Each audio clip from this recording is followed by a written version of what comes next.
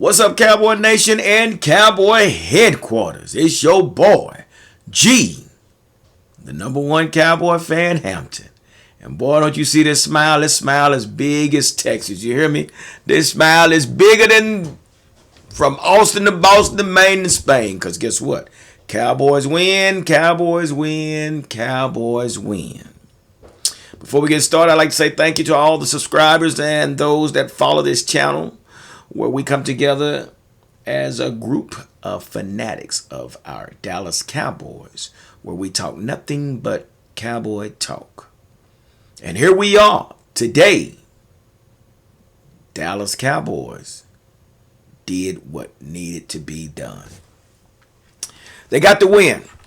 And as I reported in the last video, I said it was very important that we get this win. It was crucial that we get this win, and that's exactly what we did. We did exactly what needed to be done. We had the bye week. The bye week, I really think, gave us some time to recuperate, to heal our bodies, but at the same time to be able to connect some pieces, connect some dots, get more time to grasp the concept of what these coaches were trying to do. And today it showed today that that time off did us some good.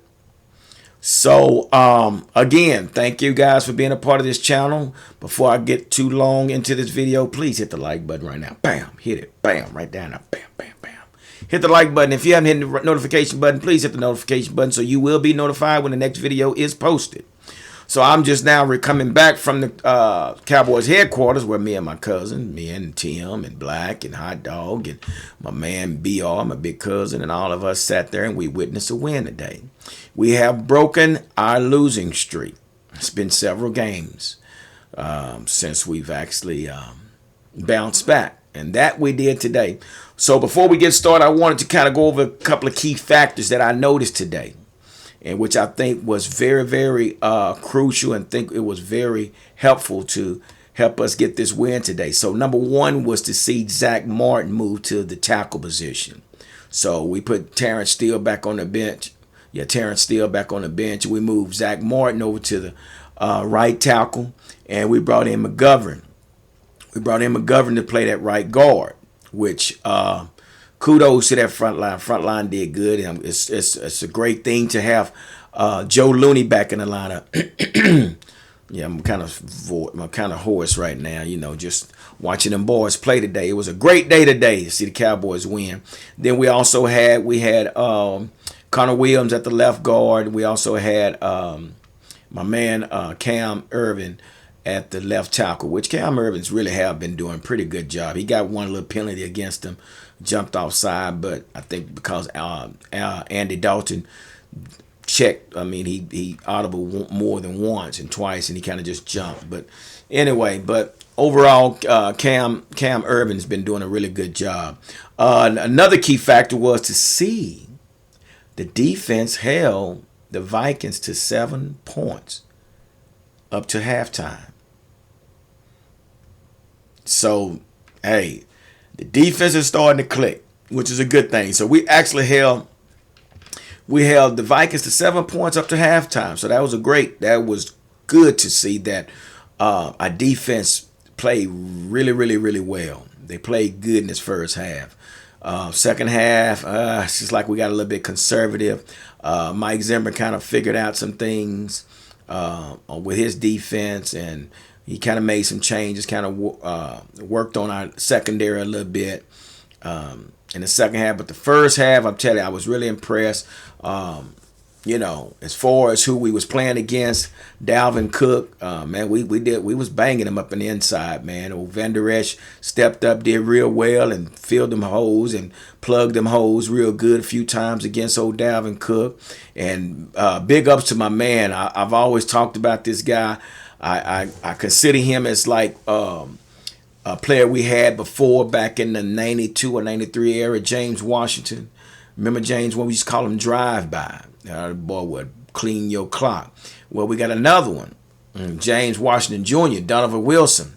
This guy made a big hit on Dalvin Cook, made him cough up that ball. I've been talking about Donovan Wilson since we got him. He come from A&M. Kid stepped up today, put a good lick on Dalvin Cook. A few times he found himself out of position. That's how we gave up that big old play to Thielen. Thielen came across the middle, and Donovan was kind of out of position. I don't know, he got caught over here when he should have been over there, but we set them up for a good field position, which they scored eventually after that. But he had his goods and he had his bads, Donovan Wilson. But like I say, he's young, he's still learning. But I really think he has pretty much found him a spot at that safety position, which would probably help us in the long run. That's part of the key factor. Another key factor that I did see, the offense scores 4 TDs. How about that? Andy Dalton was able to throw the ball to 8 different players. Wow. That is, man, excuse me. That's allergies out there. It got me tearing up a little bit, but anyway. Yeah, it was a beautiful thing to see Andy Dalton be able to spread that ball around like he did, man. It was a great feeling to see him move the ball, and everybody was involved. Amari Cooper, Gallup, CeeDee Lamb, Zeke, Pollard. So it was a great feeling to see that happen.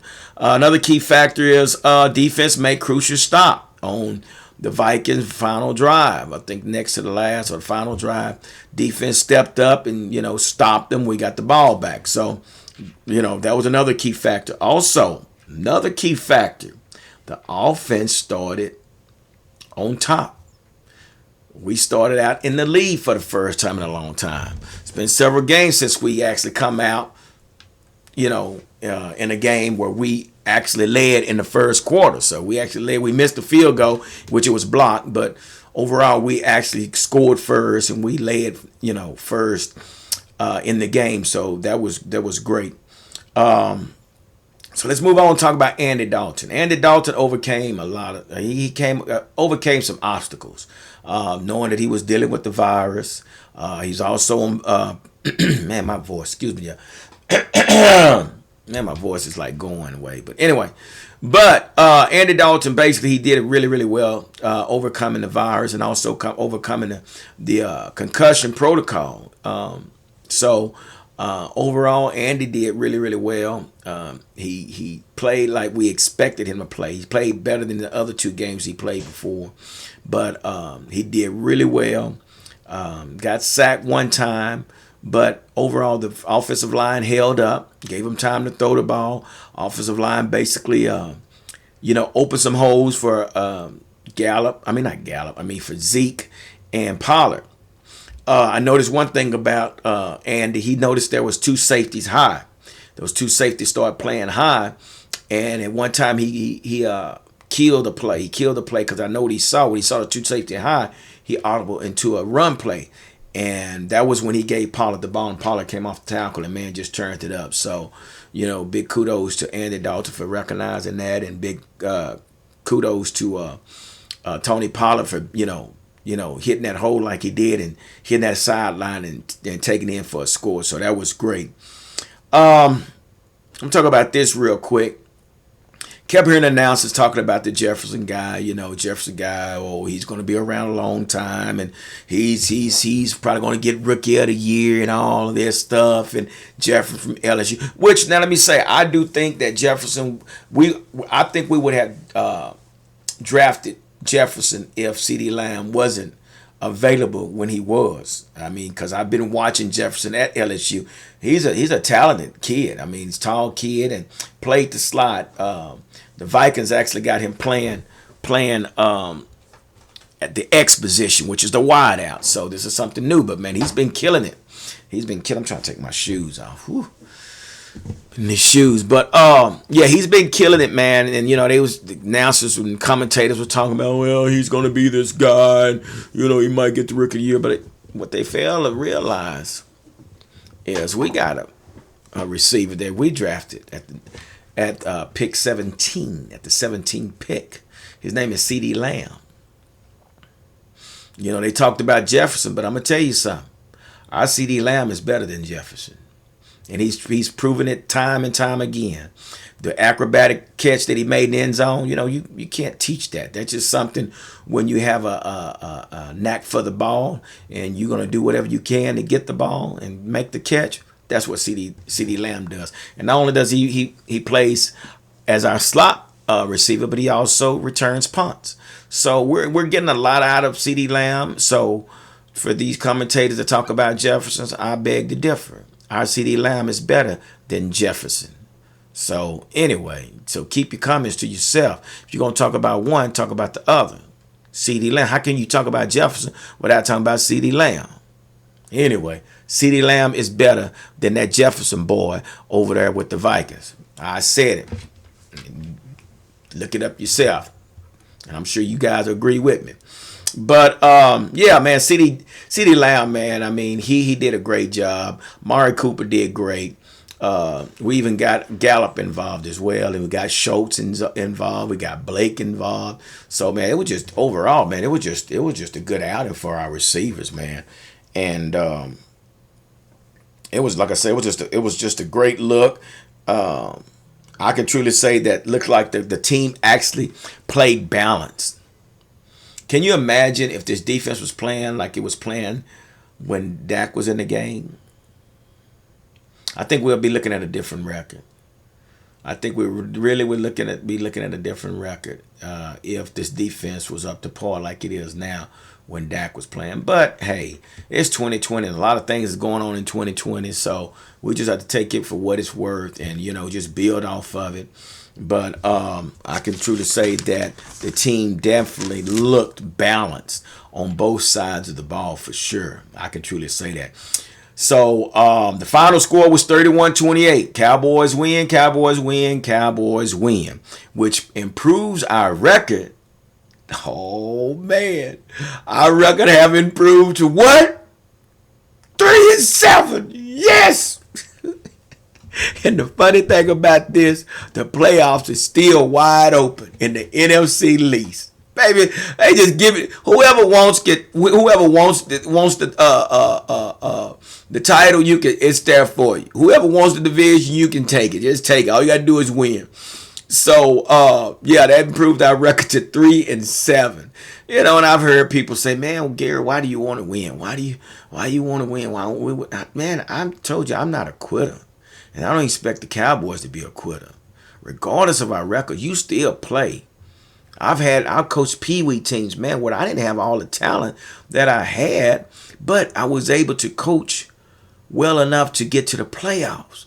You don't make excuses because, well, this is our first year, and well, I don't have the players that I need, so we just gonna go out there. No, man. As coaches, it's your job to coach these players up to get in position to win. You don't give up. You don't quit. Again, we can go get a draft pick, but is that really that one draft pick going to help our team? Is it going to is it going to give us a whole 180, by getting this draft pick in the first round? It might help, but it ain't going to change the team. So let's win. Let's win, and we'll see what happens once we get in the playoffs. That's what I look at it. And the way we're playing now, hey, anything can happen, man. 2020 is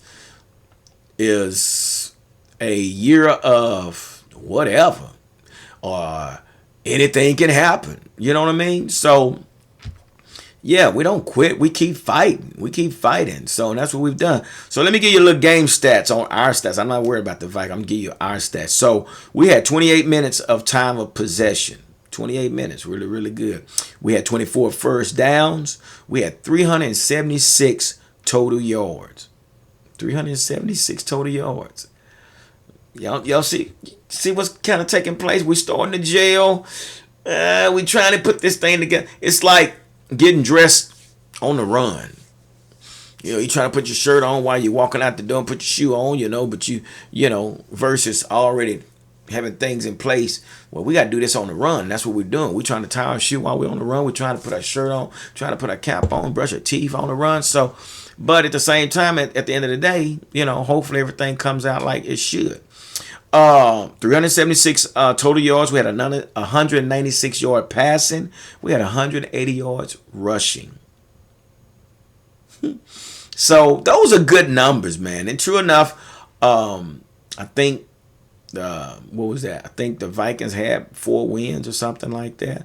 I mean, the Vikings are not a slouch. They're not a slouch team. They won their last 3 games. You know, once Dalvin Cook came back into the lineup, and once again, like I say, our defensive line, man, we banged them pretty good. We banged Dalvin Cook pretty good. Big ups to Gallimore again. You know, he stepped up. I saw that we had Hamilton in the inside. Who else we had? We had Dorrance Armstrong got there a little bit. Kind of, he gave up the edge a little bit, and this Robinson guy. I'm assuming this Robinson. He was the number 28. I don't know. I don't even know who this guy is, but I'm about to look to see who he was. He got burnt big time. But I think the reason they put him in the game is for Anthony Brown. Anthony Brown was kind of getting toasted out there a few times, so they said, well, let's put this Robinson guy here, and just to because Brown is not having a great day, but Robinson didn't do a better job. He didn't do no better than what Anthony Brown was doing. So I still don't understand why they did that. I'm just have to do some research and find out. But overall, the defensive line did great, man. I mean, as far as the caliber of running back that we were dealing with, Dalvin Cook, I mean, yeah, we did pretty well.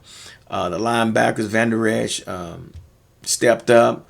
Jalen Smith stepped up. So, like I say, before we want to get rid of guys, let's just see how the season plays out first before we go to jump in the gun and jump into conclusions.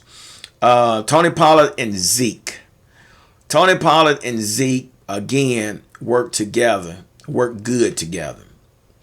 I see that we should be using the two of them more often. You know what I mean? You got your thunder and lightning. Zeke is your thunder, and Pollard is your TP. That what they call him, TP, and TP is your lightning. Then you can't get any better than that. Use both of them. So Tony Pollard and Zeke, big ups to you guys, man. Y'all did your thing, ran behind that offensive line. You look good. Overall, Andy Dalton looked good. Andy Dalton looked really, really good. Couple of balls. He had a couple of balls batted down. But overall, he played a really good game, better than the other 2 that he played before.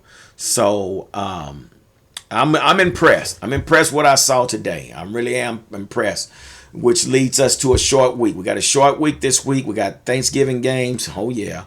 We play at 3 o'clock, 3:25 on Thanksgiving. So now the thing with this game is whoever wins leads the division. Okay? And we play Washington Redskins on Thanksgiving. So Washington won today, and they got the Alex Smith as their quarterback. Alex Smith's looking pretty good back there. He's a veteran that's back there, and he's quarterbacking for not the Redskins. Let me quit calling them the Redskins. The Washington football team. Okay? That's their name. So we got them on Thursday.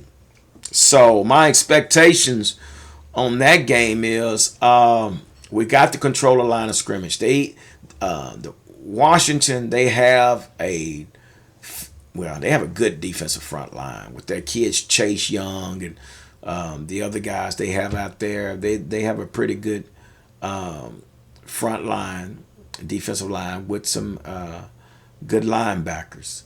And personally, I'm making this game personal. Because of what y'all did to my quarterback last time.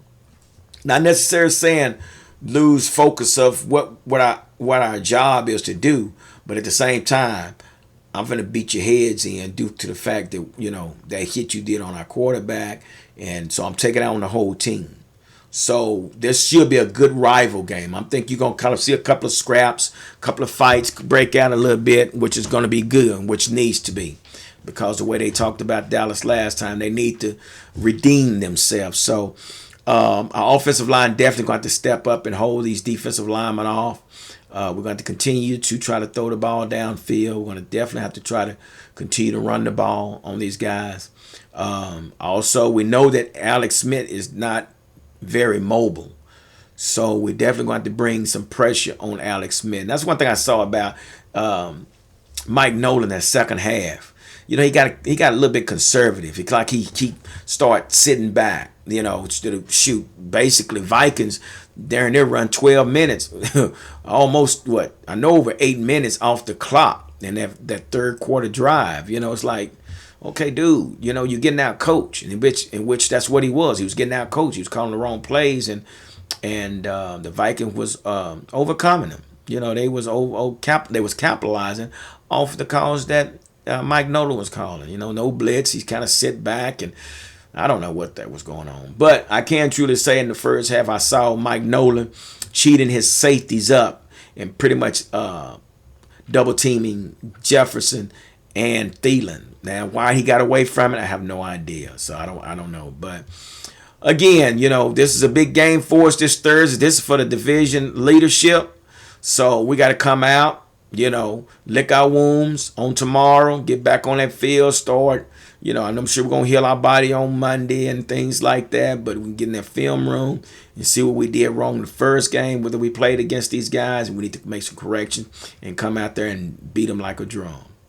So with that being said, I'm not going to hold you any longer, but this come from your boy, G, the #1 Cowboy fan, Hampton. Just giving you a little news that you can use. And hopefully we'll be ready come Thursday and take this lead in the division. Like I said, 3-7. You can still take the lead and work your way to the playoffs. So anyway, guys, y'all have a great night tonight, man. And let's get ready for Monday as we head back to work and make some money. All right, deuces.